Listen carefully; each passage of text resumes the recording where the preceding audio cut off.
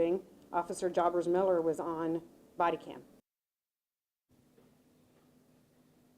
Now, FMPD in the state's prosecutors did say that despite not getting a death penalty, they still feel like justice has been served. Now, when I was speaking with Desmond Ray's family, they did say that they did hire a private attorney to help him through the appellate court.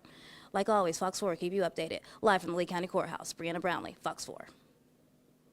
And also new at 5 o'clock, a big change in leadership in Lee County. The county manager, Roger DeJarlais, is stepping down, announcing his retirement today. This coming just weeks after Fox 4 anchor Nadine Yanis sat down with county manager DeJarlais regarding how he made that call to evacuate Lee County. A big investigation Nadine headed here at Fox 4, all ahead of Hurricane Ian. And Nadine, why is he now retiring? Well, in the letter, he doesn't say exactly why, Shari, but he did send a letter to Lee County commissioners announcing that after 10 years as Lee County's manager, Roger DeJarlais is now retiring. He sent that letter on June 1st, which also happened to be the first day of the 2023 hurricane season. Now, the move does come on the heels of last season's historic storm and the county's evacuation decision that many have since wondered whether that came too late. Now, Roger DeJarlais was hired as the county manager in Lee County in 2013. And in that letter to commissioners, DeJarlais touted many successes, including Lee County reducing the tax rate 4 times. In that time, DeJarlais also oversaw a $2 billion budget and more than 2,600 employees. He also led Lee County through COVID-19, Hurricane Irma, and most recently Hurricane Ian.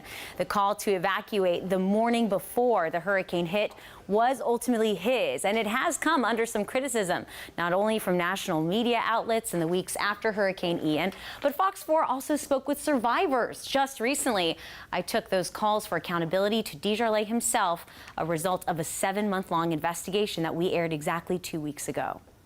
And you said the 32 hours before it made landfall is when the evacuation was first put in place, but it was about 15 hours before we felt Ian. As we know, that storm surge came in the morning before landfall at 3 o'clock. You know, the message was still correct, and the time was still correct. So 2 weeks later, Roger DeJarlais now announcing his retirement. Again, his letter not explaining why. So according to that letter that the commissioners got on June 1st, which I have right here in my hand, his last day will be July 31st. Now, DeJarlais previously served as the chief deputy at the Lee County Appraiser's Office. He was also the Broward County manager for 7 years before that, but this is bringing a new leadership change in the middle of this hurricane season. No word on who will step into the role. That discussion will begin at tomorrow's Board of County Commissioners meeting. Tonight, though, I am speaking with one of the county commissioners in Lee County about this retirement. You're going to hear from the chairman coming up tonight on Fox 4 News at 6. Shari. And thank you so much. And again, if you'd like to see that investigation, you can go to our website, fox4now.com. But first, let's get you a check of your weather with Fox 4 certified meteorologist.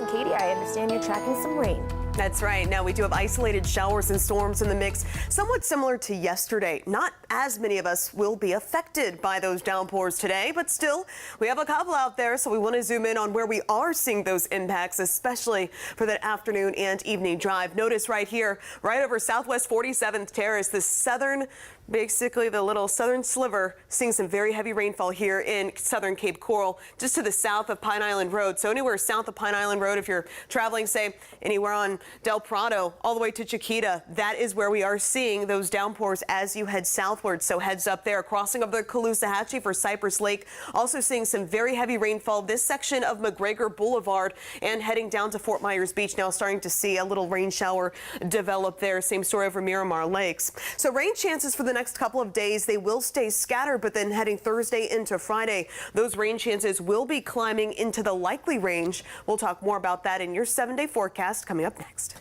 Well, also coming out of Fort Myers tonight, a second big conclusion to a second major court case. A man has now pleaded guilty to killing his girlfriend nearly a decade ago.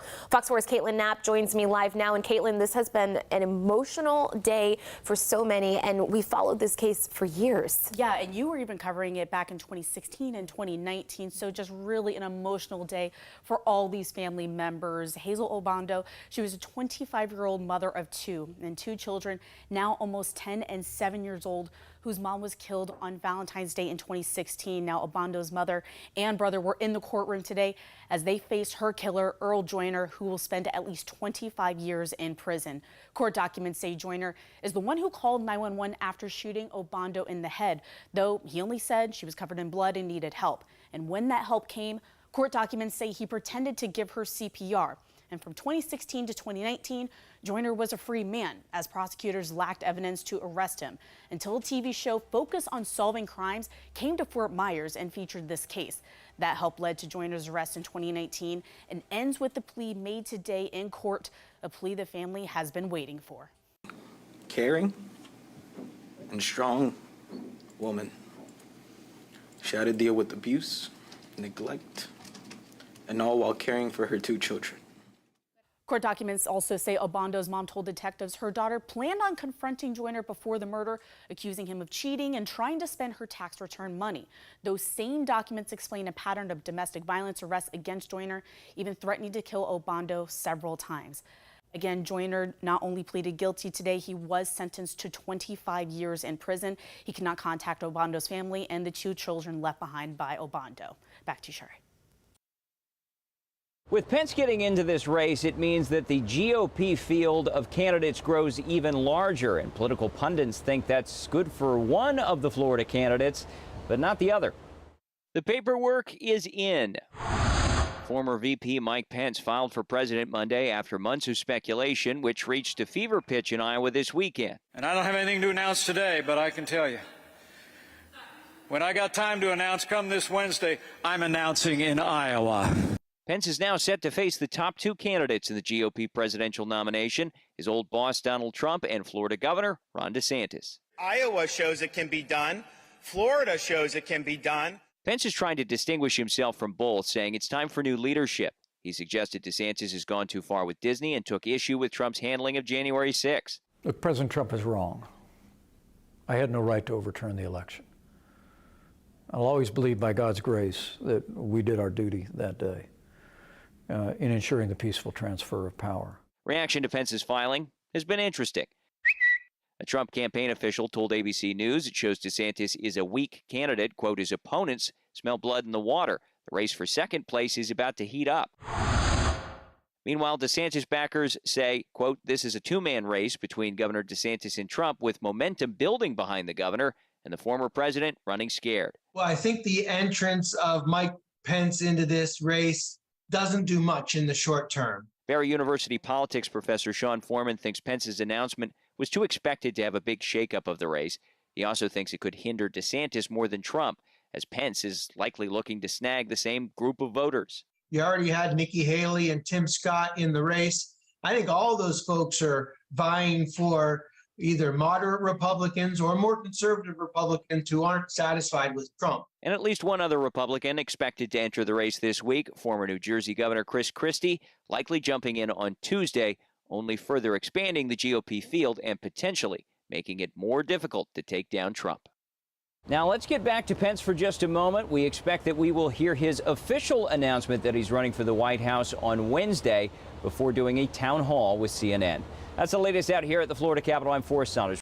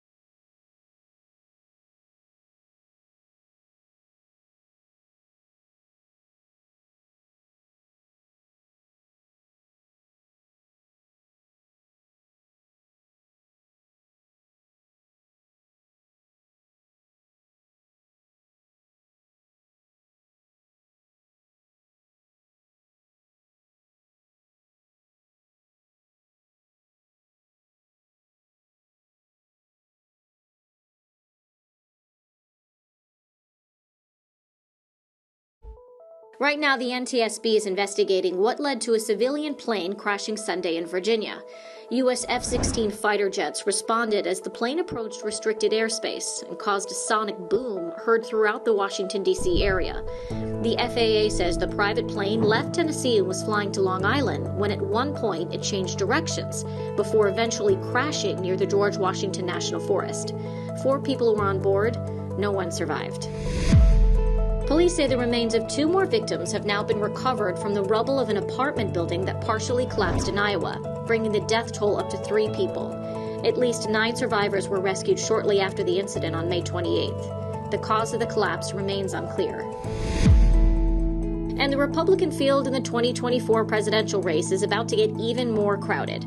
Former Vice President Mike Pence filed paperwork today for his bid for the GOP nomination, setting up a clash with his previous running mate, former President Donald Trump. Trump is currently seen as the front-runner for the Republican Party going into the 2024 election season. Former New Jersey Governor Chris Christie is also expected to announce his latest White House run on Tuesday. These shortages have been going on for several weeks now. Doctors started hearing about the drug shortages back in early April. Drug shortages aren't anything new and can have detrimental outcomes. There are talks, though, at the federal level on how to prevent drug shortages from happening. Key chemotherapy drugs are under shortage. The list has grown to 14, according to the FDA, and doctors are sounding the alarm. These are life-threatening shortages. Some hospitals are completely out. Dr. Eleonora Toplinsky, an oncologist based out of New Jersey, treats women with breast and gynecologic cancer. One of the drugs in short supply is called carboplatin, often used to treat breast cancer, as well as ovarian cancer, uterine cancer, and lung cancer. She says she's fortunate that her hospital still has the drug, but she worries it might not last. Some hospitals are having to ration their supply and delay treatment for some patients, which could be life-threatening. To tell a patient that we have this great treatment and it's going to work, but we can't give it to you because it's in short supply is really, I think, one of the hardest things. Drug shortages are nothing new. Drugs are under a shortage all the time, but according to a report from the Senate Committee on Homeland Security and Governmental Affairs, drug shortages are at a record high. The report says new drug shortages increased by nearly 30% between 2021 and 2022. We have not seen a shortage like this on this scale, at least in the last 10 years that I can recall. Clinical trials that depend on these drugs could also be put at risk. How is that going to impact the data if we can't give patients the drug that they need? So the repercussions are really immense. Doctors are also asking why. Why are these drug shortages happening? Dr. Arif Kamal with the American Cancer Society told Scripps News newer drugs don't generally face drug shortages. It's the tried and true drugs that eventually come off patent, which then allows other companies to produce generic versions, bringing in new competition, hurting the original maker's bottom line, incentivizing companies to make newer drugs instead, reducing production on the less profitable ones. What is not clear is as a drug comes off patent, what is the strategy to ensure that there's a continued uninterrupted supply chain of drug that aligns with the economic incentives that a manufacturer would need to ensure that exists. That'll require action from Congress. Angels for Change, an advocacy group whose mission is to end drug shortages, gave testimony in a hearing last month before the House Energy and Commerce Committee. During the hearing, Laura Bray, the organization's founder, said transparency is needed to prevent drug shortages from happening. This marketplace is deeply fragmented. Everyone, I think, talked about transparency today. We do need transparency. There's gaps in knowledge, and until we have a clear picture, we can't address the right solutions for the right problems. She also says collaboration is needed. It includes the FDA, it includes the supply chain members, it includes the manufacturers and the hospitals. How do we align our incentives to get as many patients the needed drugs that they deserve? And that's, the one message I want to say. We need to be connected and collaborate, but then there needs to be tools of connectivity so we can scale. And there's still no word on when exactly these shortages will end. In a statement, the FDA told me while it can't require a pharmaceutical company to make a drug and make more of it, it's working with multiple manufacturers and others in the supply chain to understand what's going on so it can help reduce the impact these shortages have. It also added manufacturers expect drug supply to increase in the near future. Stephanie Sandoval, Scripps News. Welcome back to the Fox 4 Weather Center. I'm certified meteorologist Katie Walls. We start with a look right now at our radar satellite composite here across the Sunshine State. We are seeing a lot of sunshine, but there are some storms that are developing out there. We'll dive deeper into those in just a minute. First, though, let's take a live look outside right now from the Luminary Hotel in downtown Fort Myers across the Caloosahatchee River. Overall, it is quite picture perfect there, but we do have some thunderstorms right there in that part of Lee County. So southern Cape Coral, specifically to the south of Pine Island Road, still seeing those areas of moderate rainfall, at least no longer quite as intensive as it was, say, just an hour ago. But crossing over the river, heading into Iona McGregor, Cypress Lake, this is where we are dealing with some pretty heavy downpours right now. And also for those of you maybe traveling in this part of Fort Myers, especially South Fort Myers, that is where we are seeing most of the wet weather at this time. This thunderstorm is heading toward I-75, so I suspect we will start to see some of those slowdowns, of course, with it being such a busy time of day. Also right along 41, again, this storm working its way from the west toward the east, Miramar Lakes, Gateway. You're already starting to see some light rain, but that intensity will be picking up here in short order. And here's a look at what that storm looks like on the horizon, as seen from the Fox 4 studios here in Cape Coral. And right now, temperatures outside, they're warm. We're at 85 degrees, feeling more like 88, however, because of that humidity. And as we look at that planning forecast, we could have a couple of storms in the mix for the next couple of hours, but by 8 o'clock, things will be nice and quiet. And notice then temperatures falling into the upper 70s by 9-10 as well as 11. Closer look hour by hour. Again, just some isolated rain chances in the mix for the next couple of hours. Otherwise, overnight heading into tomorrow morning, we are expecting lots of sunshine. So tomorrow, the last day of school for so many students here across Southwest Florida. And it does look like at least the first half of the day is going to be great. But heading into the afternoon, those showers and storms will be firing up after 2 p.m. So especially after 2 p.m., just stay vigilant, eye to the sky for those scattered showers and storms. Those, by the way, dying off shortly after sunset. So for tonight, partly cloudy skies becoming mostly clear by daybreak. We'll start off the morning around 71 degrees. Afternoon temperatures tomorrow up to 91. But again, those scattered afternoon storms in the mix that could cause some slowdowns. And then looking ahead to your 7-day forecast, pulling back those rain chances for your Wednesday with only a few storms expected. So-called smart guns that essentially combine computers with firearms to improve safety have had to overcome years of technology and political hurdles.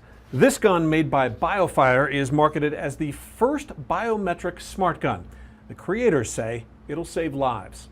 At this firing range near Denver, you just load the mag in the bottom there and then rack the slide chamber around.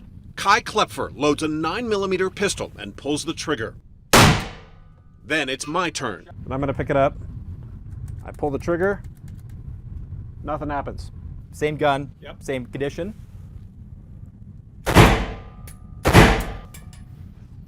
That's all there is to it. The gun doesn't work for me because I'm not an authorized user.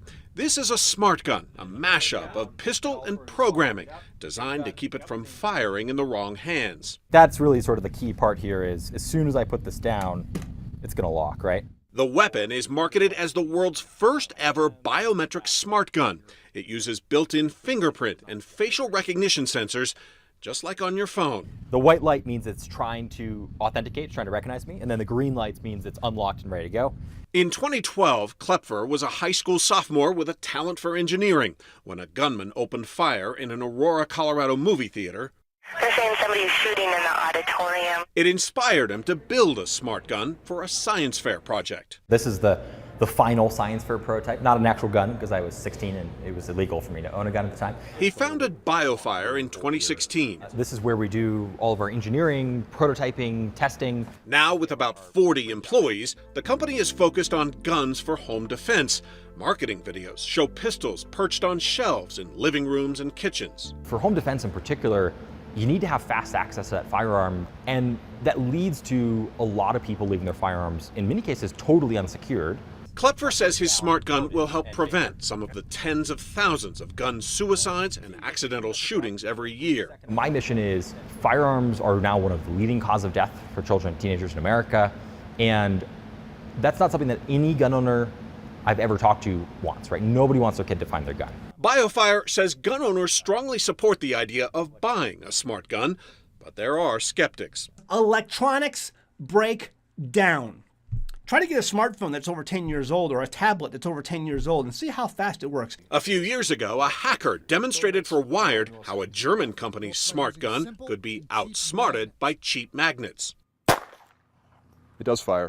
The National Rifle Association isn't against smart guns, but calls it unproven technology, saying gun owners will continue to have legitimate concerns about firearms that collect data, can be GPS tracked or deactivated remotely, or that by legislative mandate will phase out access to traditional mechanical firearms.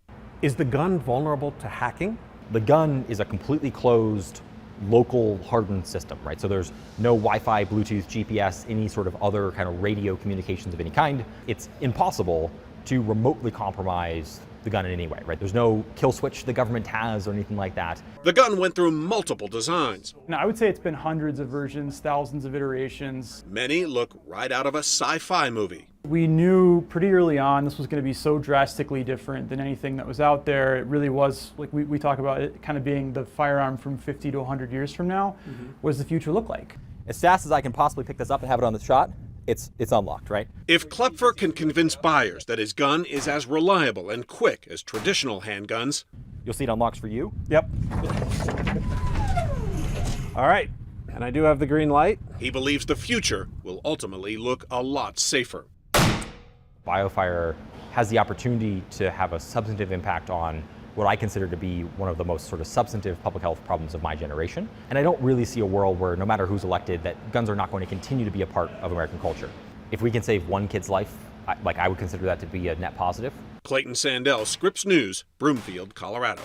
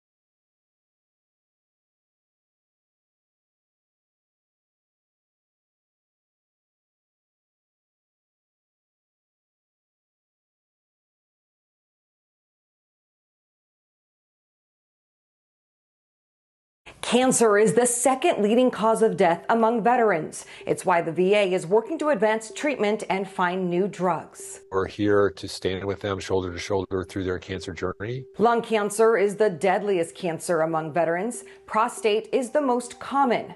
Other cancers, including bladder and leukemia, are also being diagnosed more among vets exposed to toxic substances. Dr. Michael Kelly says the VA is partnering with leading cancer institutes to further research and develop advanced technologies to help vets beat the disease. Some of those are molecular genetics and looking at artificial intelligence, which is used to get information out of CT scans, for example, that is not readily apparent to humans. So we can apply this to veterans' care. And as we do that, we hopefully improve the cancer care for veterans and improve their lives. The VA's comprehensive cancer program offers screening and diagnosis, treatment, and new approaches from clinical trials. Dr. Kelly says they're working with partners to make those specialized trials more accessible. Clinical trials bring new or improved treatments to patients as options for them to consider to determine whether or not that should be used for everyone. Several of those trials are available at various locations around the country. And for veterans who are not located at one of those centers, there is funding to provide transportation for them to get to the trial if they want to participate. Other VA advancements include increased screenings and virtual treatment options. It's part of a larger effort to reduce cancer deaths among veterans by 50% over the next 25 years. Meantime, Dr. Kelly says veterans can minimize their risk by not smoking, staying out of the sun, and getting yearly screenings. It's back. The lionfish challenge officially returned to our state. A reminder here that lionfish are invasive and they negatively impact our ecosystem. So that's why this challenge is important, because it serves a dual purpose. It helps to remove the fish from our waterways and it gets you out on the water, being a part of our community. Now, in previous years, the Florida Fish and Wildlife Commission says the challenge helped to remove 165,000 fish. And a reminder, you can compete in either the commercial or recreational division. A lot of these reefs are really important for people to come and visit, or they want to come and visit them because they're neat. So ecotourism, it could damage that. It can also damage sort of the fisheries as well. So the challenge just kicked off on June 1st and runs until October. We've got details on our website if you'd like to participate, fox4now.com. Hi, I'm Lindsay Thies here in the San Francisco Bay Area, and today we're taking a look at pediatric hearing aids, specifically the fact that insurance companies don't always cover these benefits, and patients and their families are left paying thousands and thousands of dollars out of pocket. Well, through pictures like these, you can see the impact from Hurricane Ian far from forgotten here at Tin City. But coming up, how store owners just like this one are working to make sure their customers don't forget that Tin City is open for business.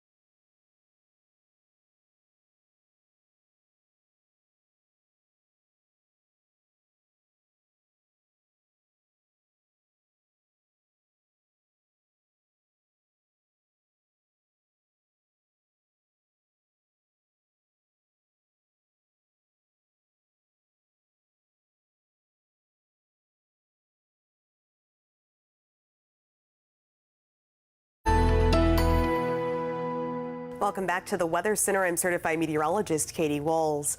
Look right now at our satellite radar composite. Overall, pretty quiet conditions, but we do have a couple of downpours right here in Lee County that are causing some slowdowns and some ponding on the roads. Let's take a look at what those storms look like from our Fox 4 tower camera pointed southward here. Of course, we are in Cape Coral and we're right along Pine Island Road, but as you look southward, that is currently what a lot of our neighbors are up against. Otherwise, though, on our satellite and radar composite, showers and storms overall are few and far between. So this is what we call isolated rain this time of year. Right now, still one of those little lingering showers over southern Cape Coral. The worst of it, though, really over Cypress Lake, stretching back to Miramar Lakes, and also another little shower just developed over the Punta Rassa area, heading toward Shell Point. So we're going to be stuck with these storms here for the next couple of hours before they wind down. I'm updating rain chances for the rest of this week coming up next.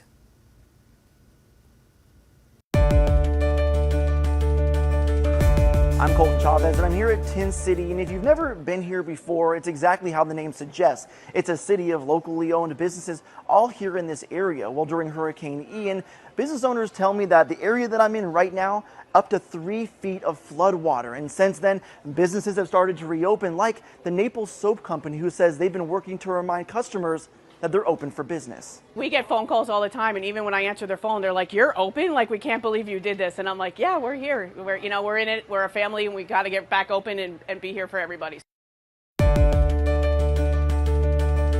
You will soon see major changes on Corkscrew Road. Today, crews officially began widening that area. They're extending Corkscrew Road to 6 lanes from Ben Hill Griffin Parkway to Firehouse Lane, and then to 4 lanes from Firehouse Lane to Bellaterra Boulevard. The project includes additional bike lanes, some new drainage, and a wildlife crossing as well. Today, you are asked to be a little extra careful if you're driving on New Pass Bridge. The Lee County Department of Transportation says crews plan to conduct just some maintenance on that bridge, including the deck and sidewalk repairs. That means you could experience some lane closures while crews are at work. A heads up for you. The project is expected to wrap up in September. Also, it is hard to believe, but June actually marks 3 years since a Cape Coral mom went missing. Lauren DeMolo was last seen at her apartment back in 2020, and while her story has received national attention, including a feature on Nightline, she still has not been found. Southwest Florida Crime Stoppers asking the community tonight to step up and do the right thing for Lauren, her family, and for everyone who's cared about her. If you have any information that can help, they're asking you to call them at 1-800-780-TIPS. A new study is shedding light on the teen mental health crisis. According to the organization Trust for America's Health, suicide rates among teens jumped by more than 70% between 2010 and 2021. Overall, more than 1,700 young people took their own lives during that time frame. All of them were under the age of 17. Doctors say there may be several factors contributing to the increase, like social media, grief, and financial struggles. There are a multitude of factors when we think about the economic and financial hardships that families have been facing, trying to make ends meet, put food on the table, especially during job loss that we saw exacerbated during the pandemic. There's also the grief caused by family members, caregivers, and parents who died during the pandemic. Young people and the LGBTQ community are most at risk for suicide. According to the report, LGBTQ high school students were nearly 4 times as likely to attempt suicide compared to heterosexual teens in 2021. Some of the reasons may be rooted in discrimination and harassment. And so when we think about that, it's actually family acceptance, peer acceptance, those types of supportive services and systems that really ensure a sense of belonging and inclusiveness that really help to promote youth mental health and well-being. To address teen suicides, experts say there needs to be better recognition of warning signs and increased access to mental health services.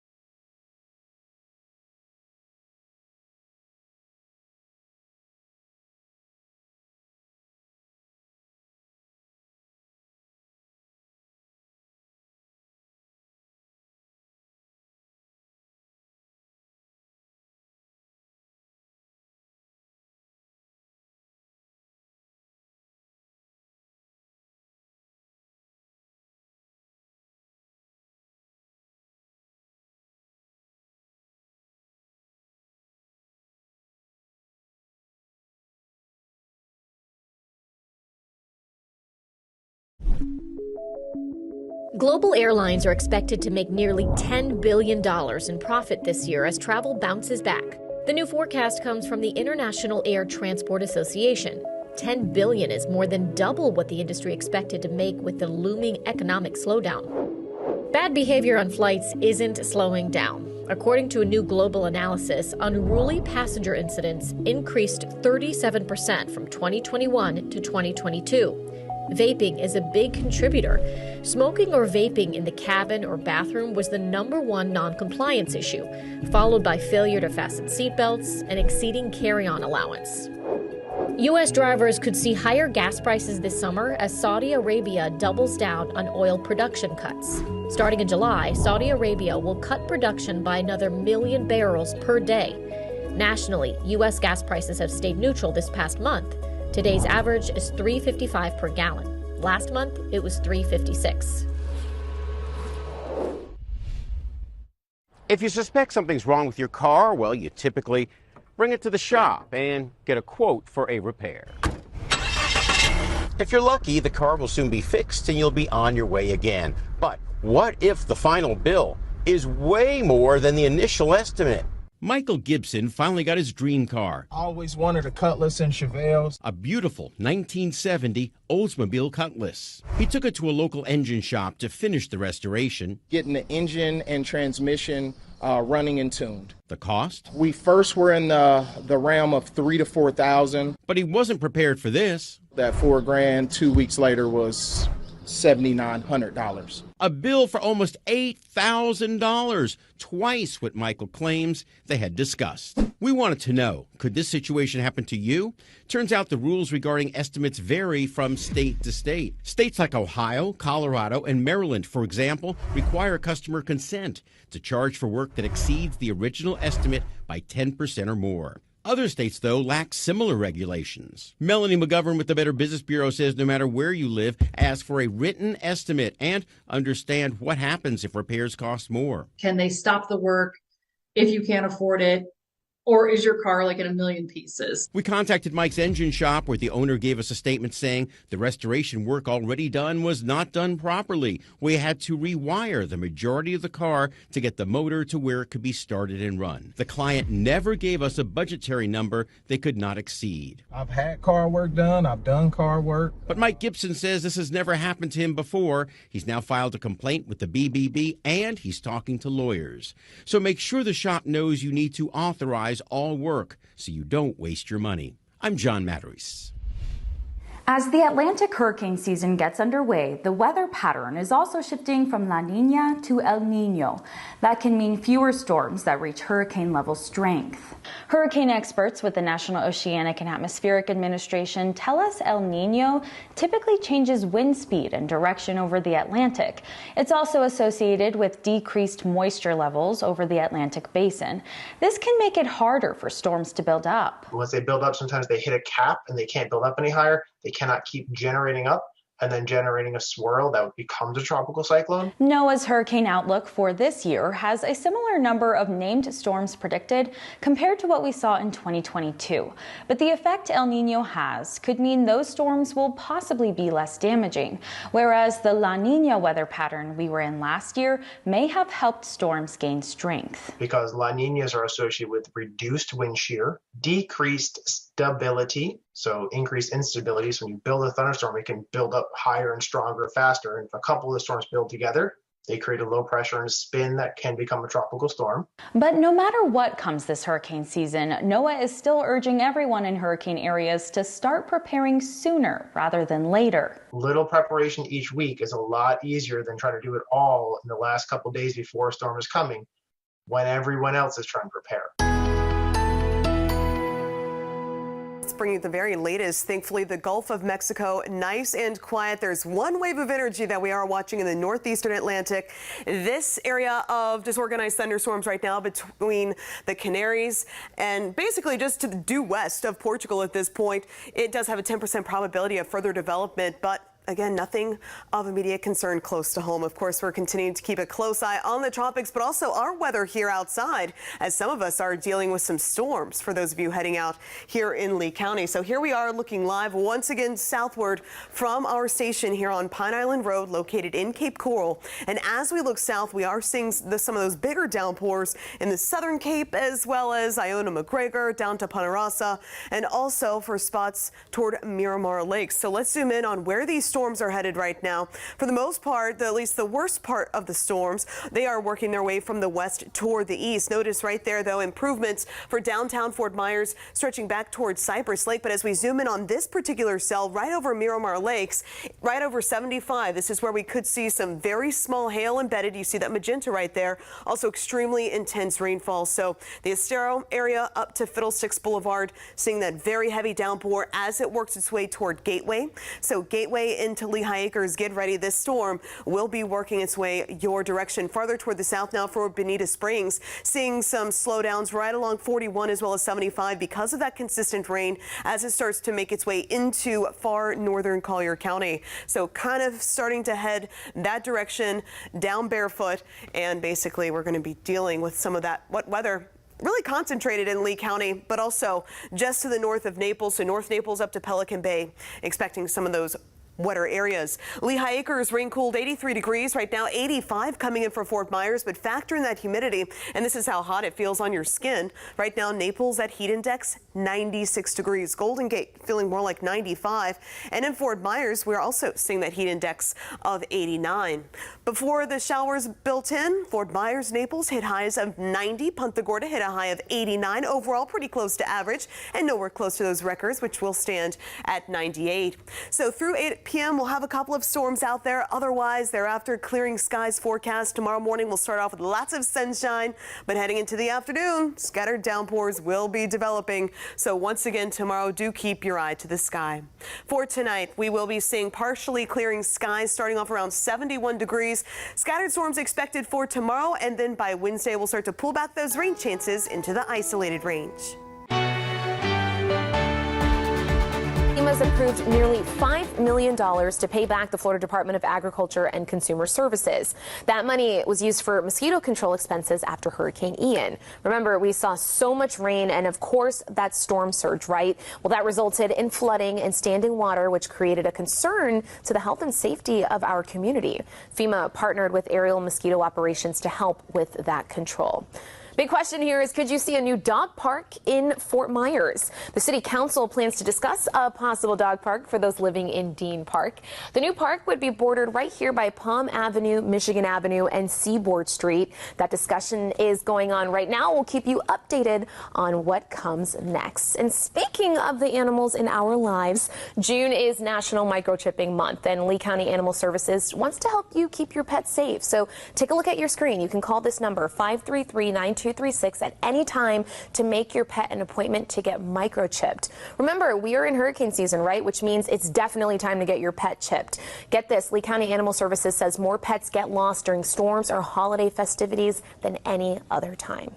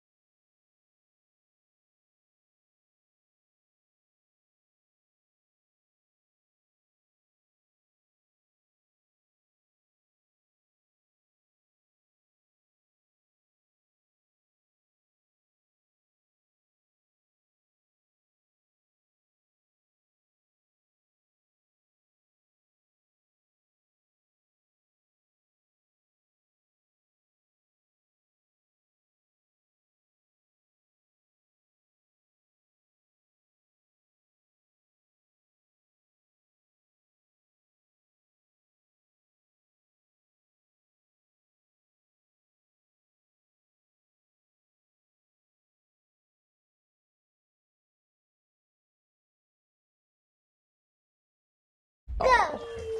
We're here at a preschool for children who are deaf and hard of hearing. And when it comes to language and how a child grows and develops, these early years are so crucial, even the earliest months. But when it comes to getting children things like hearing aids, parents are still spending thousands of dollars out of pocket.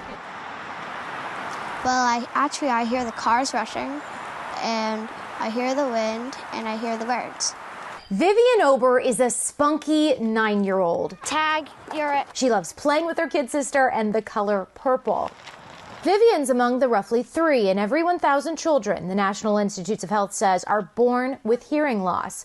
Without her hearing aids, the world sounds like a cell phone cutting in and out.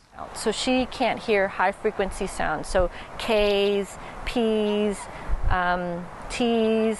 Vivian's first hearing aids at 2 months cost $7,000, plus ear molds, batteries, and warranties.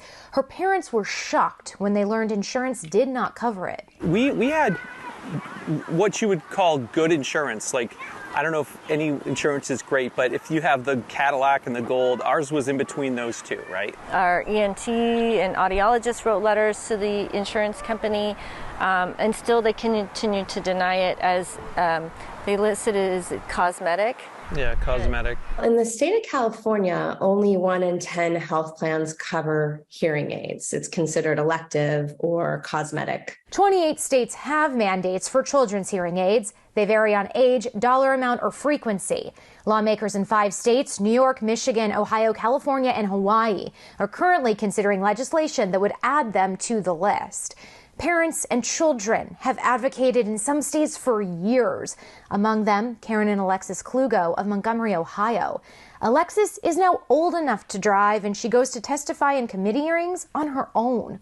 The amount of kids that the service would be provided to is so small that it's just those bills that are coming out of families' pockets that are really the significant amount. AHIP, or America's Health Insurance Plans, is the national association that represents nearly 1,300 companies that offer health insurance.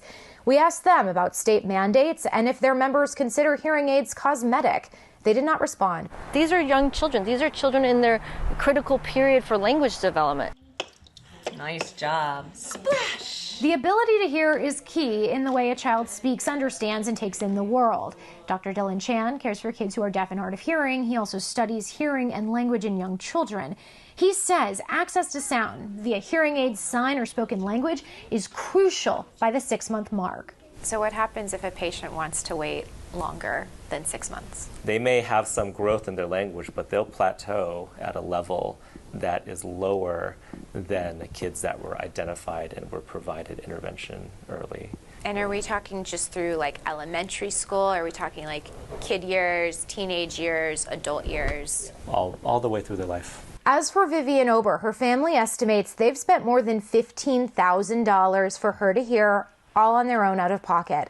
That's included a special FM microphone system to hear her parents or the teachers at school when she's out of earshot. They crowdfunded it for her birthday. How are you supposed to? You can't do anything really if you can't hear anything.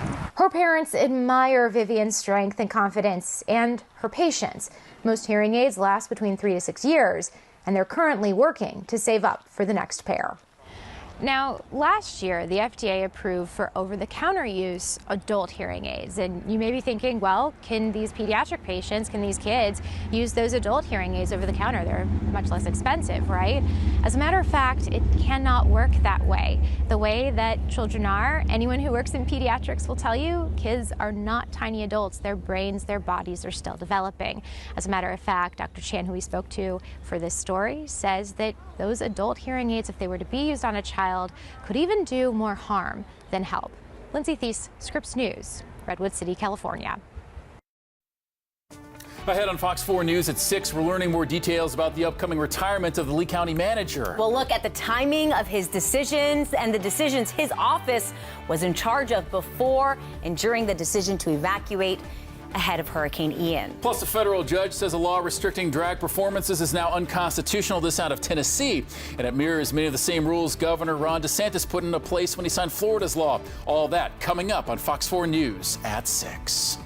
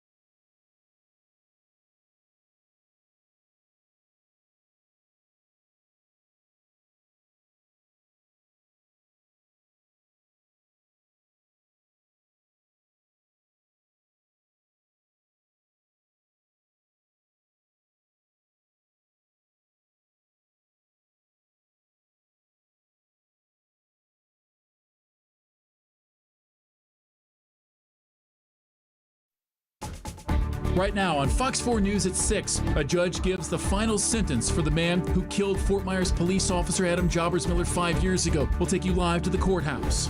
Plus, the fatal plane crash that sent F-16s scrambling around the Capitol has ties to a Florida family.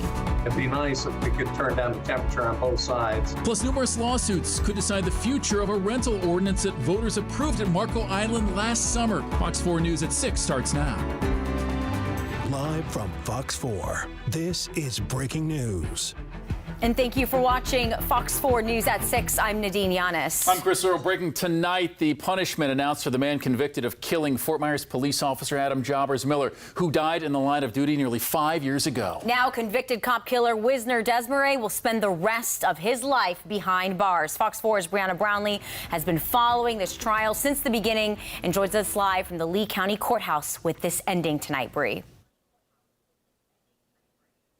Yes, Chris and Nadine, despite not getting that death penalty recommendation, State Attorney Amira Fox, as well as Fort Myers Police Department, did say that they felt like this was justice and that they do have closure. Now, with all of this, they do also say that they want the community to remember the ultimate sacrifice that Officer Adam Jobbers Miller made because he was a hero.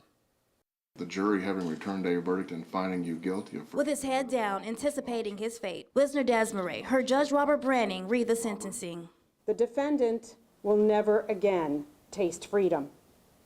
His view will be concrete, walls, and bars for the rest of his life. Life without parole for the murder of 29-year-old Fort Myers police officer Adam Jobbers Miller. Back in the summer of 2018, Officer Jobbers Miller went to work like he always did and responded to a robbery investigation on Dr. Martin Luther King Jr. Boulevard. While being questioned, Desmarais stole a phone and then took off on foot. Officer Jobbers Miller chased after him and was shot in the head and later died in the hospital. One thing I am sure of, that the ultimate sacrifice made by Officer Adam Jobbers Miller on that July 2018 evening will never be forgotten. Desmarais defended himself in his capital murder trial. It was a difficult trial. The U.S. Constitution says that a defendant has the right to represent themselves. But his life was spared when the same jury that unanimously found him guilty recommended life without parole instead of the death penalty. We did seek the death penalty against this defendant, but the jury did not make the unanimous findings necessary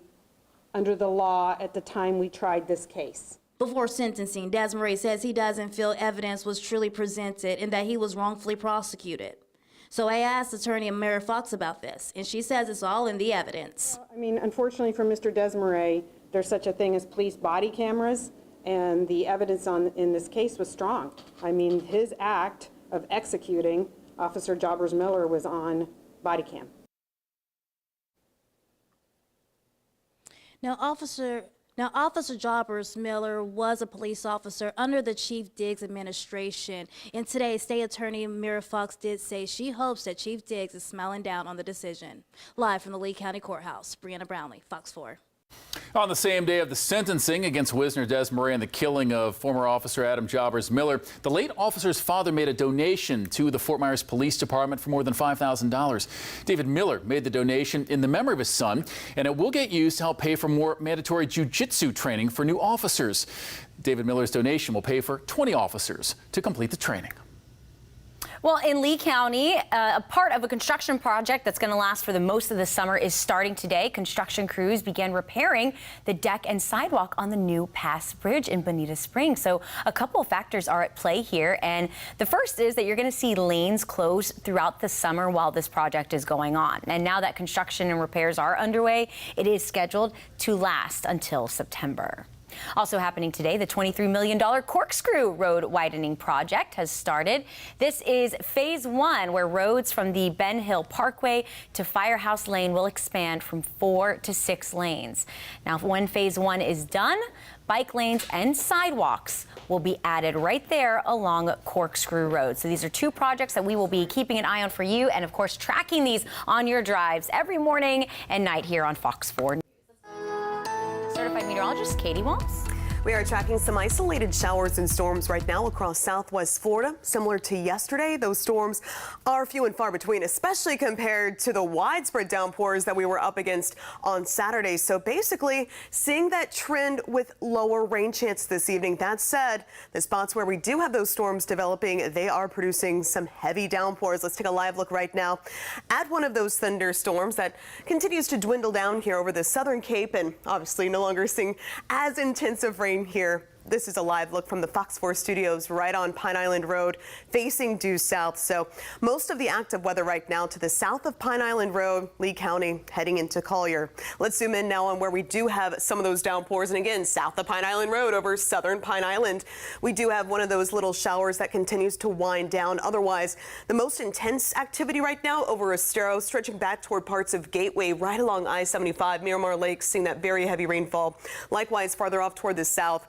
For those of you heading down toward Bonita Springs, definitely seeing some very heavy rain along 41 as well as I-75, and also farther southward now across Collier County. We continue to see those areas of developing showers and storms as well. So notice this right along 75 heading back toward Vineyards. We are seeing that rainfall from Immokalee Road down to Golden Gate. So just a heads up with these downpours, especially if you are heading, say, 41 or I-75. We'll take a closer look at those rain chances going into the rest of the work week next. All right, Katie, thank you. Also developing tonight, the Lee County manager is stepping down, announcing he is retiring in a letter to county commissioners on June 1st, which was the start of hurricane season. Now, this does signal a change in leadership coming exactly 2 weeks after Fox 4 unveiled the result of a 7-month-long investigation into the county's evacuation decision that many have since wondered whether that came too late. I came to work for Lee County in 2013. After serving as Lee County's manager for a decade, Roger DeJarlais is stepping down, sending this letter announcing his retirement to county commissioners last week. Your first reaction when you got this letter on June 1st? Yeah, I was very grateful for the service that Roger has provided to the county for the last 10 years. Lee County Commissioner and Board Chairman Brian Hammond thanking DeJarlais for his decade of service in the role, touting successes, including Lee County reducing the tax rate 4 times. In that time, DeJarlais also oversaw a $2 billion budget and more than 2,600 employees. COVID-19 has changed our lives. He also led Lee County through COVID-19, Hurricane Irma, and most recently, Hurricane Ian. Sure, there will be questions about evacuations and sheltering. The call to evacuate the morning before the hurricane hit was ultimately his, and it did come under some criticism, not only from national media outlets in the weeks after Hurricane Ian, but with survivors Fox 4 spoke with just recently. Should we have taken it more seriously? Of course, but they should have relayed it to us a lot sooner and a lot in more desperation, like, hey guys, leave. I took those calls for accountability to DeJarlais himself, a result of a 7-month investigation we aired exactly 2 weeks ago. And you said the 32 hours before it made landfall is when the evacuation was first put in place, but it was about 15 hours before we felt Ian. As we know, that storm surge came in the morning before landfall at 3 o'clock. The message was still correct, and the time was still correct. Do you think that had any role to do with DeJarlais now stepping down? Well, that wasn't something that Roger and I talked about. It was basically more focused on the full body of his career, all the things that he accomplished, and that he felt this was the right time. So DeJarlais' last day will now be July 31st. Commissioner Hammond says he respects his decision to step down, and that conversation on who will now step into the role will begin tomorrow at the Board of County Commissions meeting. Since Hurricane Ian, many storm-flooded business owners in the 10 City Shopping Center right in the heart of Naples said they opened back up back in December. But tonight, Fox 4's Colton Chavez shows us why 8 months after the storm at 10 City just held its grand reopening. I mean, this last one, we weren't prepared for this by all means. We definitely all took a hit. A hit from Hurricane Ian that closed many of the businesses inside 10 City, like Deb's Touch of Florida, where owner Deborah Underwood still talked about the storm surge that shut her store down for 3 months. And this is the tiki hut that's right outside there. And the same floodwater that you saw in that photo, business owners tell me, made it at least 3 feet inside where I'm standing right now. But since then, businesses like these have started to reopen, just like the Naples Soap Company. But since then, they've been having to remind customers that they're back open for business. We get phone calls all the time, and even when I answer their phone, they're like, "You're open? Like, we can't believe you did this." And I'm like, "Yeah, we're here." Naples Soap Company store manager Michelle Gallupo says most Tin City stores reopened 3 months after Ian in December. But that wasn't the case for several of their neighbors, which is why Deborah Underwood says Tin City waited until this past weekend to hold the grand reopening and celebration of Tin City's 100-year anniversary. We had thousands of people here this week, and the majority of them were locals. People who Deborah says calls Naples home, and she hopes will spread the word that Tin City is open for business, hopefully for another 100 years. You know, we're in it, we're a family, and we got to get back open and be here for everybody. Tin City is loved, it's beloved. It belongs to, you know, the history of Naples. Reporting in Naples, Colton Chavez, Fox 4. Yeah, and we love to hear that locals are supporting that. Well, tonight we have new information about the people aboard a business plane that flew into restricted airspace over Washington, D.C. before crashing in Virginia on Sunday.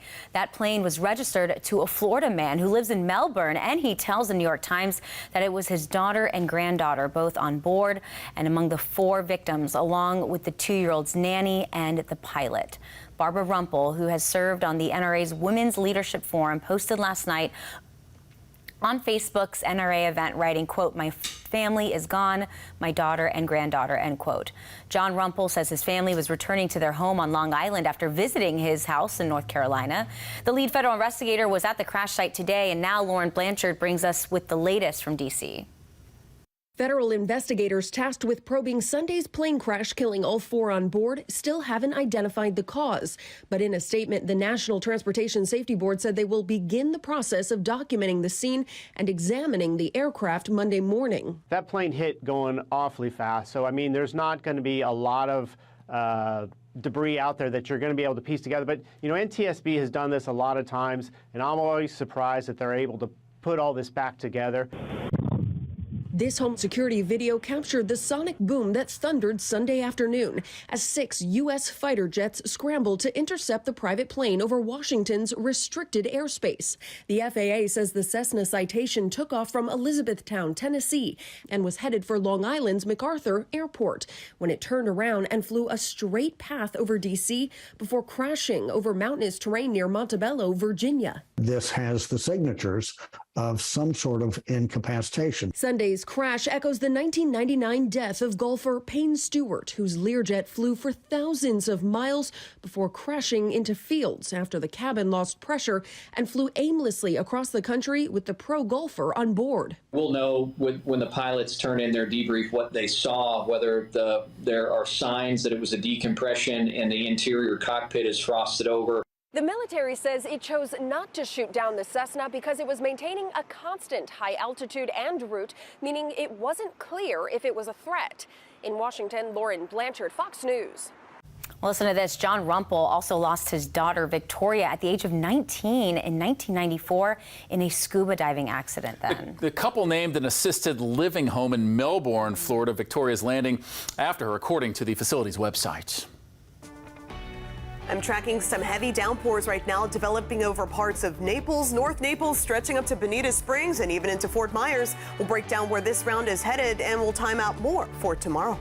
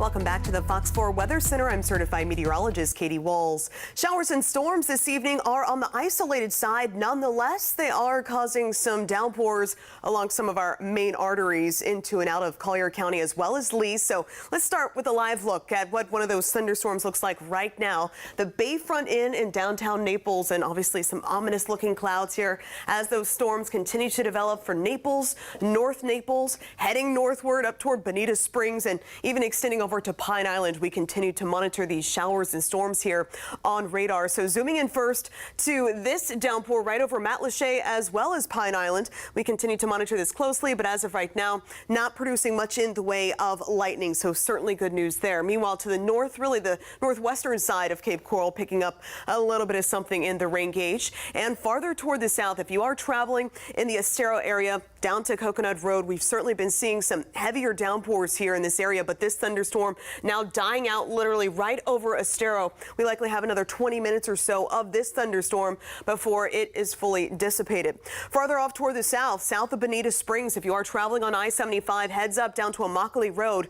We are seeing those areas of very heavy rainfall there as well. And also farther south from there, North Naples, basically from Immokalee Road down to Pine Ridge Road right here, seeing those areas of very heavy rainfall. And then we broaden out that view, and here's Naples right there, and obviously seeing that intense rain right along 41 as well.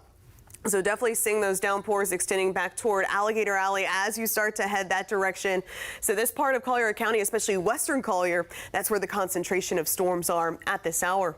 Helping you plan out your evening, we'll have a couple of storms in the mix here for the next couple of hours, but by 8 o'clock, those showers and storms wind down. So from 9 o'clock onward, looking for a partly cloudy sky becoming mostly clear by midnight. Temperatures eventually dropping into the lower 70s overnight.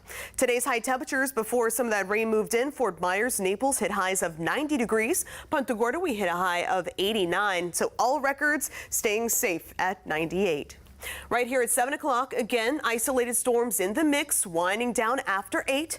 Overnight tonight, those clouds clear out. So tomorrow morning, the final day of school for so many students here across Southwest Florida. Mostly sunny skies are expected. Then heading into the afternoon, after 2 p.m., stay weather aware. Scattered showers and storms again expected to develop, and all of us will be up for that potential because of those winds out of the east. So from the lake to the coastline, just be aware that we will be tracking those scattered showers and storms. Of course, I'll be with you on Fox 4 News at 5 and 6. Those storms then winding down shortly after 8 o'clock. So looking ahead now to your 7-day forecast. As of now, based upon the latest data, it looks like we'll pull back those rain chances. Slightly drier air builds in for your Wednesday. So we'll pull back those rain chances Wednesday to 30%, back into the scattered range on Thursday, and then temporarily drying out more so for your Friday. All right, Katie, thank you. Well, we have new information tonight about an outline by Medicare to help cover the cost of expensive Alzheimer's drugs. And this is giving patients and families hope tonight. But as Mike Emanuel shows us, it's not quite a done deal yet because, like so many government decisions, there are some layers of red tape to cut through before approval. What these drugs are promising is basically more time. Hope for Alzheimer's patients and their families. The Centers for Medicare and Medicaid Services announcing that they will cover the price of costly new drugs for Alzheimer's disease if they are granted full traditional approval by the FDA. But there are some limitations. CMS saying physicians must participate in registries to collect information on how these new drugs work in the real world compared to clinical trials. The Alzheimer's Association criticizing the stipulation, saying the registry creates an unnecessary barrier for doctors and patients. CMS's decision goes against precedent that they have utilized it with every other disease and every other treatment. Individuals living with the early stages of Alzheimer's disease deserve that same equal access. This new class of drugs is believed to be the first to slow cognitive decline in Alzheimer's patients when used in early stages. The FDA granting accelerated approval to both Leqembi and Aduhelm, but the drugs require full approval before CMS will cover the costs, which are currently more than $20,000 per year. 2,000 people per day are progressing out of the phase where they could benefit from this treatment. The CDC estimates that more than 6 million people are currently living with Alzheimer's disease in the U.S. In Washington, Mike Emanuel, Fox News. Also, a problem that has been on the rise for the past few years, happening in more spots than you might think. Tonight, we take a deeper look at the growing rate of homelessness in places with higher median incomes. Stay with Fox 4.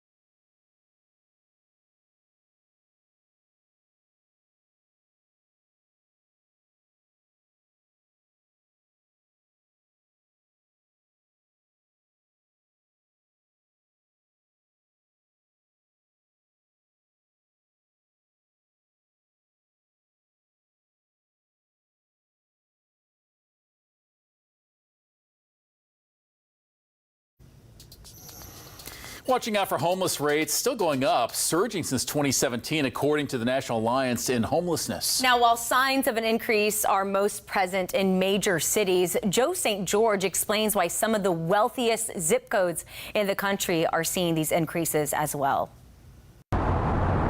When you think of homelessness, you probably think of images like this: the unhoused living on streets or under bridges in major cities around the U.S. And while homelessness is certainly an issue in many of America's cities, especially at the local level, it's an issue that's increasingly becoming a problem in suburban America, too. This is the most amount of individuals that we have seen experiencing homelessness. Ryan Harrison helps lead family services in Loudoun County, Virginia, a suburb about 45 minutes from Washington, D.C., known for its quaint historic districts, the country club of a former president, as well as being ranked one of the wealthiest zip codes in the entire country. But like so many suburban communities in recent years, homelessness is on the rise here. In fact, it's up 30% since 2019. One cannot overstate the ramifications or the implications of the COVID-19 pandemic, one being the inflated cost of housing and rent. Many of our working class families are outpriced of the units that they're currently occupying. Harrison says homelessness in suburbs sometimes isn't as visible as it is in cities, with more people out here living in shelters as opposed to the streets. But not having a home is still the same. Ultimately, it is up to that individual to decide how they want to face this traumatic event. The rise in homelessness has attracted the attention of the White House. Last month, the Biden administration announced a plan to reduce homelessness by 25% by 2025. Specific metro areas are being targeted, including Phoenix, Arizona. The entire state of California was selected. These areas, as well as others, will soon have dedicated federal officials working with local partners to identify ways to get everything from housing vouchers to Medicaid assistance to help those in need more efficiently. Over $5 billion in federal taxpayer dollars has been spent to reduce homelessness in the last 2 years. Government alone cannot do it. But Thomas Barnett says the issue goes well beyond government and money. He's been focused on housing issues for more than 2 decades, and he says better coordination among nonprofits is needed, as are more affordable housing options. Barnett says the biggest thing just may be a better informed public. I think oftentimes homelessness in the suburbs has been somewhat hidden. Joe St. George, Scripps News, Loudoun County, Virginia. Well, tonight, closure in a cold case killing as a man is now sentenced for murder. And we'll also hear from the victim's brother and how prosecutors were able to convict the shooter in this case.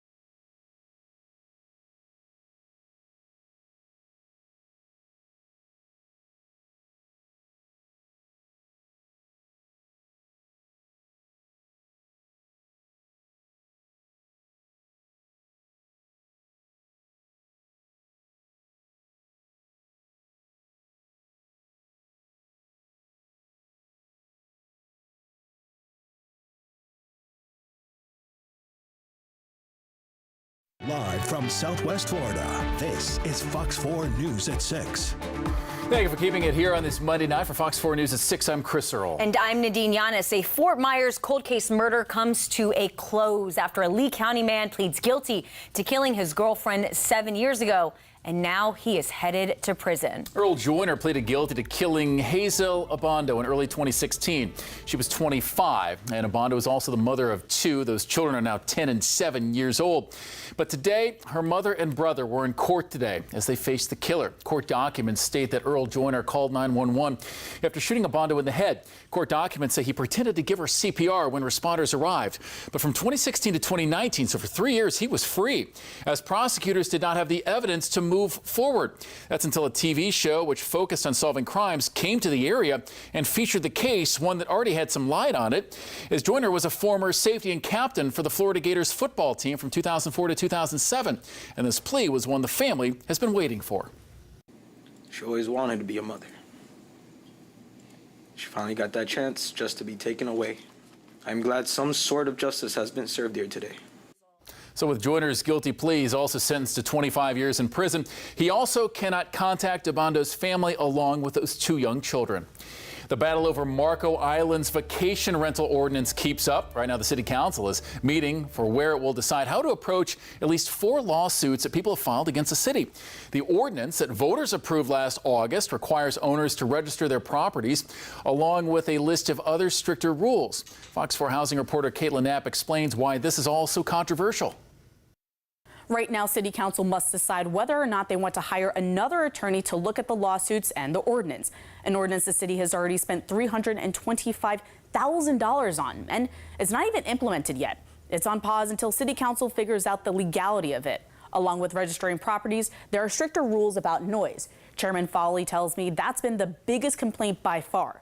Supporters of the ordinance say on top of that, parking and trash are among other issues, and having a registry would hold the owners responsible. Those against believe that it's overbearing, unlawful, and provides too many burdens. Chairman Greg Foley says council is also having to look into its own concerns internally. There are some glitches in the implementation that need to be fixed. One of them is that getting tax ID numbers to complete the registration process has been very difficult from the state, and we need to address a solution there. The ordinance is on pause until January 8th, 2024. Foley says the 4 plaintiffs in the lawsuit said they will not pursue legal action if it's on pause. Foley tells me he does think January is a long time, but it does give them the opportunity to flush out issues and get legal opinions. However, they can very well lift the pause earlier. Now, at the meeting happening now, if council votes to not get a second legal opinion, then they will need to figure out what the next step is going to be. We'll be sure to keep you updated when a decision is made. In studio, Caitlin Knapp, Fox 4. Well, former Vice President Mike Pence is now officially in the running for the top job. Now, Pence decided not to wait until Wednesday for a planned video announcement and televised town hall. Instead, he officially filed the paperwork to join the 2024 presidential race today. Scripps Capitol correspondent Forrest Saunders now breaks down what this means as that Republican field of contenders grows larger each passing week. With Pence getting into this race, it means that the GOP field of candidates grows even larger, and political pundits think that's good for one of the Florida candidates, but not the other. The paperwork is in. Former VP Mike Pence filed for president Monday after months of speculation, which reached a fever pitch in Iowa this weekend. And I don't have anything to announce today, but I can tell you, when I got time to announce come this Wednesday, I'm announcing in Iowa. Pence is now set to face the top 2 candidates in the GOP presidential nomination, his old boss Donald Trump and Florida Governor Ron DeSantis. Iowa shows it can be done. Florida shows it can be done. Pence is trying to distinguish himself from both, saying it's time for new leadership. He suggested DeSantis has gone too far with Disney and took issue with Trump's handling of January 6. Look, President Trump is wrong. I had no right to overturn the election. I'll always believe by God's grace that we did our duty that day. In ensuring the peaceful transfer of power. Reaction to Pence's filing has been interesting. A Trump campaign official told ABC News it shows DeSantis is a weak candidate. Quote, his opponents smell blood in the water. The race for second place is about to heat up. Meanwhile, DeSantis backers say, quote, this is a 2-man race between Governor DeSantis and Trump, with momentum building behind the governor and the former president running scared. Well, I think the entrance of Mike Pence into this race doesn't do much in the short term. Barry University politics professor Sean Foreman thinks Pence's announcement was too expected to have a big shakeup of the race. He also thinks it could hinder DeSantis more than Trump, as Pence is likely looking to snag the same group of voters. You already had Nikki Haley and Tim Scott in the race. I think all those folks are vying for either moderate Republicans or more conservative Republicans who aren't satisfied with Trump. And at least one other Republican expected to enter the race this week, former New Jersey Governor Chris Christie, likely jumping in on Tuesday, only further expanding the GOP field and potentially making it more difficult to take down Trump. Now let's get back to Pence for just a moment. We expect that we will hear his official announcement that he's running for the White House on Wednesday before doing a town hall with CNN. That's the latest out here at the Florida Capitol. I'm Forrest Saunders reporting. Well, a federal judge rules that a new Tennessee law that closely resembles Florida's new law limiting drag show performances is unconstitutional. Now, while Tennessee and other states have adopted this legislation, some argue that it protects minors. Now, critics say, though, it does target the LGBTQ+ community. So Scripps News national correspondent Stephanie Sandoval is now looking at what this could mean for other states that have passed these laws. A federal judge overturned a new law that restricts drag performances in Tennessee, banning them in public spaces or in places in front of minors. U.S. District Judge Thomas Parker, appointed by former President Donald Trump, called the law unconstitutionally vague and substantially overbroad. Proponents of the law argue the legislation is meant to protect children from being exposed to obscene entertainment. But critics say the law targets the LGBTQ community. In the judge's ruling, it says the Adult Entertainment Act is not written to protect minors, while also noting that the state's existing laws have the power to punish most and possibly all of the conduct the act seeks to regulate. In a statement on Twitter, Republican State Senator Jack Johnson, the bill's sponsor, said he was disappointed with the judge's decision, adding the ruling is a victory for those who support exposing children to sexual entertainment. At least 9 GOP-led states have proposed similar legislation that would restrict or criminalize drag shows. Political analyst Isaac Wright, based in Tennessee, says the law was poorly written from the beginning. Bad legislation is bad legislation. This was a Trump-appointed judge. It was simply a matter of the fact that this was a poorly written, bad piece of legislation that frankly had some bad things underneath it in terms of the reasoning. He says laws like this are nothing new and have been proposed by state legislatures for over 150 years. That's actually one of the pieces of good news is we know these laws have been implemented before, they have actually passed, and they have been repealed. So we know that if things are done to harass or to persecute law-abiding citizens in the state of Tennessee, that it can be fixed. I sat down with the CEO of Gay Days, Inc., a huge pride celebration in Orlando, Florida, where people from all over the world come out to celebrate. Florida Governor Ron DeSantis has signed a series of anti-LGBTQ bills in the state, including one widely seen as used to attack drag shows and performances. Though, yes, drag queens are not specifically mentioned in the anti-drag bill, it is very clear the audience that it is going after. Clark says laws like this are dangerous. We're just getting such a bad rep because of Governor DeSantis and the legislation that's being passed. And it's disheartening. It's disheartening to see because we've come a long way as a community. And now it feels like we're just taking all these steps backwards. Stephanie Sandoval, Scripps News. Ahead here on Fox 4 News at 6, an invasive species to our environment, the lionfish. So now the challenge is on how to see who can reel it in the most to help save our reefs here in Florida. Checking on the tropics, everything close to home, nice and quiet, but across the pond, really just to the west of Spain, between the Canaries and the Azores, 10% chance of further development. We'll take a look at our storms here at home coming up next.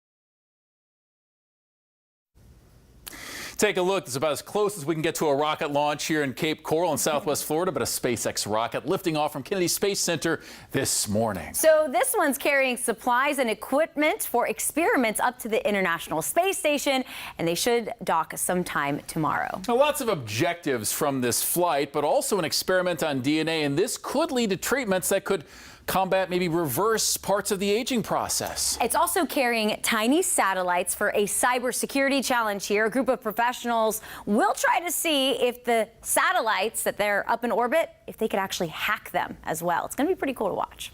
There's also going to be a new shorebird sheriff in town on Fort Myers Beach. An extra set of eyes to help monitor their nesting, all while the work on those emergency berms keeps up.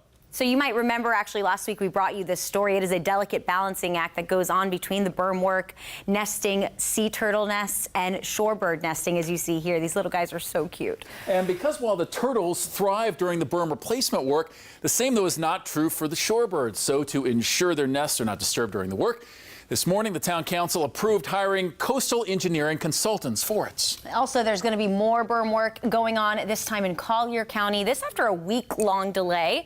Work at South Beach picked back up again today on Marco Island. So here's what this means for you during your morning drive. You're going to see about 20 to 30 dump trucks from South Beach through Cape Marco every day.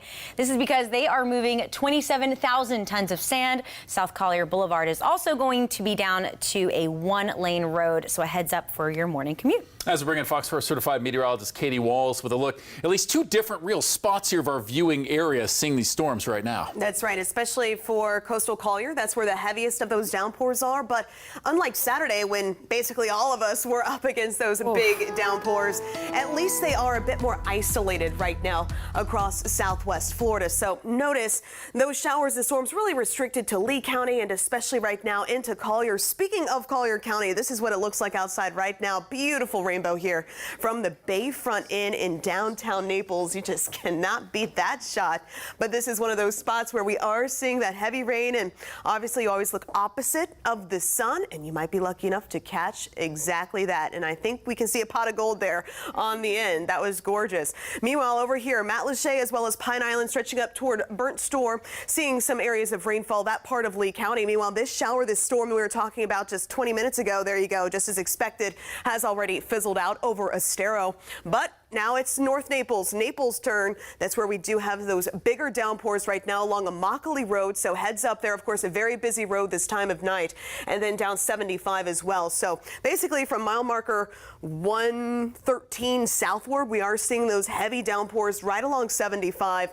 So Vineyards as well as Golden Gate back toward Naples. There we go with those bigger downpours down toward Lely as well, keeping a close eye on that particular thunderstorm.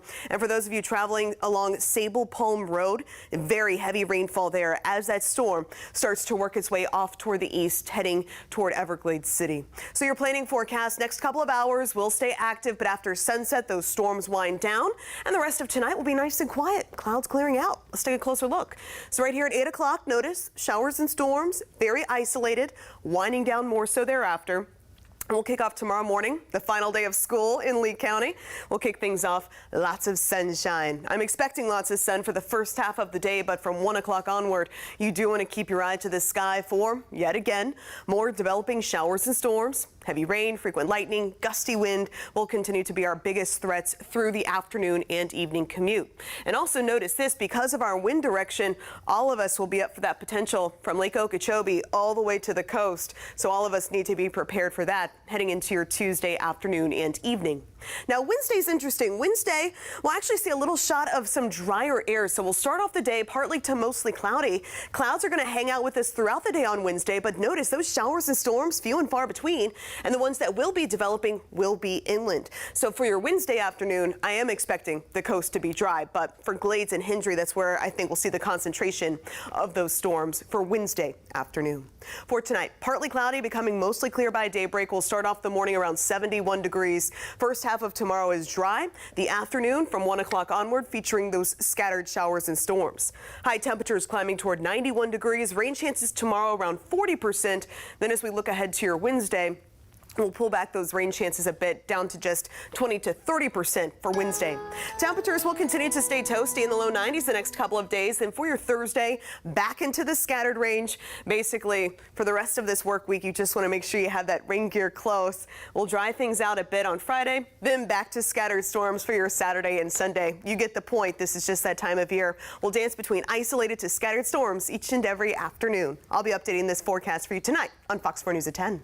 I say 'tis the season, Katie. Thank you for that forecast. Well, it's officially back to the Lionfish Challenge has returned, and it runs all summer long. And the challenge is underway for people who want to make a real positive environmental impact. Lionfish are the invasive predators known for eating our state's native fish. This, of course, greatly impacts reef health and habitats. So Florida Fish and Wildlife is now encouraging those anglers to catch lionfish and turn your documentation in for a prize. A lot of these reefs are really important for people to come and visit, or they want to come and visit them because they're neat. So ecotourism, it could damage that. It can also damage sort of the fisheries as well. I mean, they're beautiful but harmful here. So the challenge just kicked off June 1st. It runs all the way through October. If you want details on how to get involved, they are on fox4now.com. And we had mentioned reel them in, but this is actually officially you have to stab them in, right? Spear them in. That's the word. Thank you, Katie. Who among the two of us is going to get out of our comfort zone and do that this weekend? No, I'm good. I'm good. It's going to be you. We'll be right back.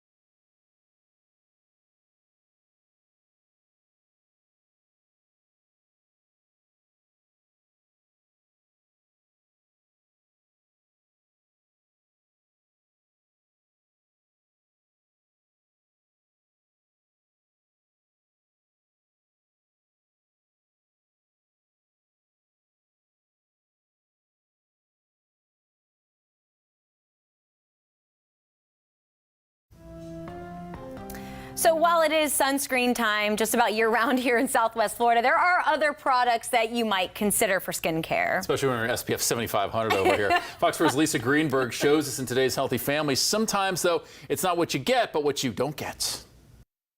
Want to say hello to radiant skin? Your skincare regimen is key. In today's Your Healthy Family, I'm going skin deep to talk about the ingredients to avoid, a lot of which may be lurking in your cabinets right now.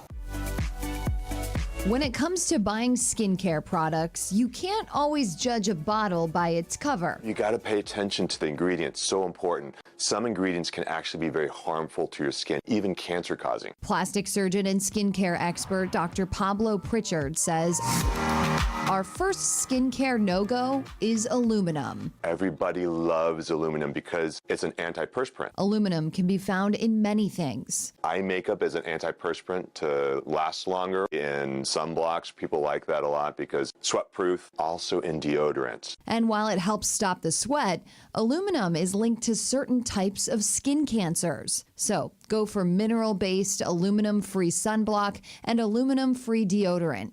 But keep in mind, some of those deodorants work better than others. So that's why it's a little bit of a trial and error. Does it work for you and your body chemistry? Next up, parabens. Some of the preservatives that people put in makeup to make it last longer. The problem with parabens is it gets absorbed into the body very quickly, and they mimic the molecule estrogen. That is a problem, especially for women. It affects the endocrine reproductive cycle. They're also what's called endocrine disruptors. And endocrine disruptors have been shown to potentiate breast cancer. So instead, go for clean beauty products that are paraben and preservative free. And pro tip, I stick it in the fridge because if you cool it down, it actually lasts longer.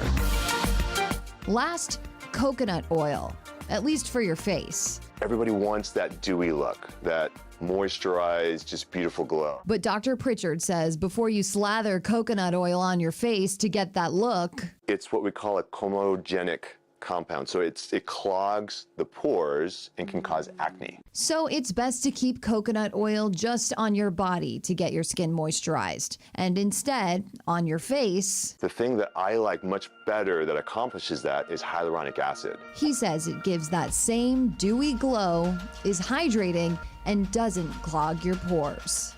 So go ahead and check your bathroom to make sure you don't have any of these ingredients so you can be on your way to glowy, healthy skin.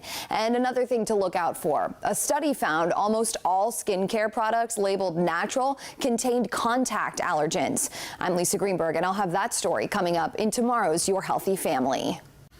Ahead on Fox 4 News at 10, the Lee County manager is stepping down this summer, and this does come after Fox 4 unveiled the results of that 7-month-long investigation on the evacuation, showing that the county did not follow its own plan and procedures when evacuating before Ian. So tonight I am taking a closer look at the timing of this change in leadership, as County Manager Roger DeJarlais has announced that he will retire by the end of July. I am speaking to the board county chairman to see if our investigation had anything to do with it. We'll have his answer tonight at 10. Thanks for joining us here for Fox 4 News at 6. Hope to see you at 10.